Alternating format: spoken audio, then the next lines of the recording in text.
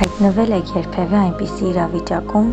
երբ ինչ-որ մեկը ձեզ վնաս է հասցրել և թվում էր, թե նա անպատիժ մնաց, զգացել եք դավաճանության ցավը, անարդարությունը և մտածել եք, որ դուք արժանի չէիք դրան։ Այդպիսի պահերին հոգում կասկածներ են առաջանում. տեսնում է արդյոք Աստված այս ամենը։ Աշխարհը կարող է անարդար թվալ, բայց Աստծո խոսքն ապահով վստահություն է տալիս։ Նա տեսնում է ամեն ինչ և երբեք անպատիժ չի թողնում անարդարությունը։ Աստծո արդարությունը երբեք չի պարտվում։ Երբ մենք փորձում ենք ինքներս լուծել ամեն ինչ, հաճախ անխոհեմ քայլեր ենք կատարում, մեզ ավելի մեծ ցավ պատճառելով։ Այդ իսկ պատճառով Աստծո արդարության վրա հույս դնելը հավատքի և իմաստության դրսևորում է։ Շատ անգամ Աստված թույլ է տալիս մեզ անցնել որոշակի փորձություններով,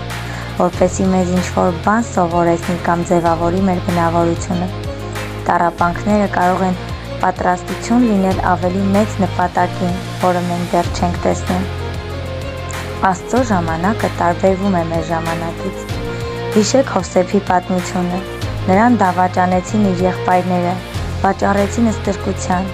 իսկ հետո անարդարացիորեն բանտարկեցին։ Նա կարող էր զայրանալ և հարցնել, որտե՞ղ է Աստված, բայց տարիներ անց նա հասկացավ, որ յուրաքանչյուր փորձություն Աստծո ծրագրի մի մասն էր, որպեսզի նա դառնա Եգիպտոսի կառավարիչ։ Սա նշանակում է, որ եթե Աստված անմիջապես չի գործում, նա պատրաստում է ինչ-որ բան ավելի լավը, քան մենք կարող ենք պատկերացնել։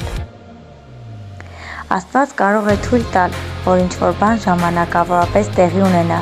բայց ճիշտ պահին նա միջամտում է։ Սերմանելու և հնձելու օրենքը անխուսափելի է։ Կա Աստծո մի օրենք, որը հնարավոր չէ շրջանցել։ Ինչ որ մարդ սերմանում է, դա էլ հնձում է։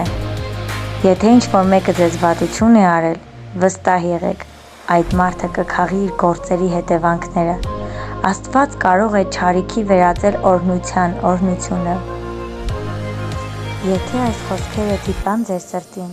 կիսվեք մեկնաբանություններում, որպեսզի ձեր վկայությունը օրհնի ուրիշներին։ Շնորհակալ եմ։